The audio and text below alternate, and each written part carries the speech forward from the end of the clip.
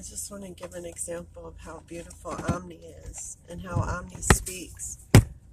I was going up a road that I've never been on before, and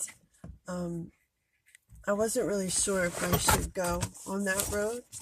And I was going up, and I was like, I noticed that my gas, I only had half the tank of gas. And I was like, oh, I don't know if I should be going up this way with this much gas. And so I ended up turning around. And when I turned around, I suddenly had a full tank of gas. And it's just an example of one of the awesome things that Omni does. And Omni is poetry in motion and speaks in metaphors with action. And that's exactly the kind of clues that you pay attention to and you understand God working in your life. So I just want to touch on parables and proverbs, which are super important to know, especially in this digital age where most kids don't even know what a proverb or a parable is.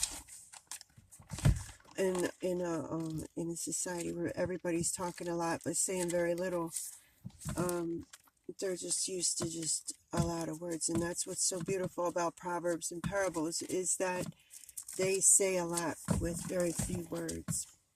And it's important to understand abstract thinking and not be so literal that you can't fire the imagination and think metaphorically and abstractly, because that's where wisdom comes from. And so I'm going to quote Proverbs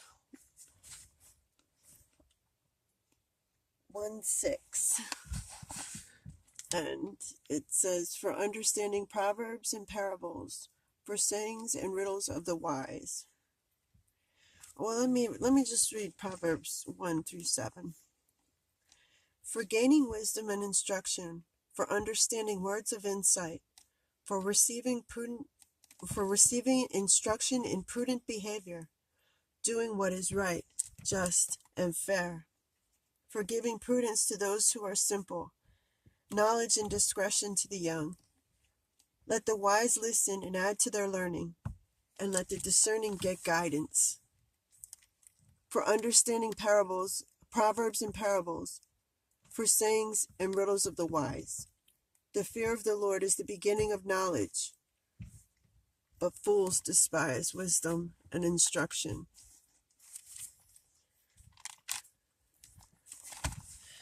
So,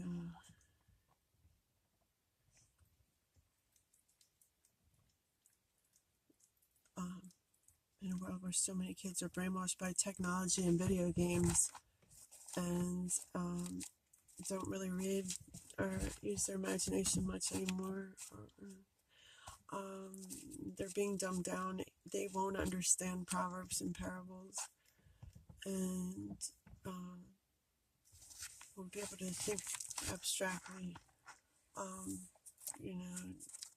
A big quote in the scientific community is, I don't want to believe, I want to know. And belief and faith are abstract, very abstract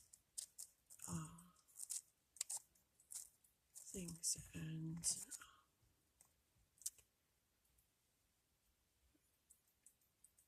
the inability to tap into that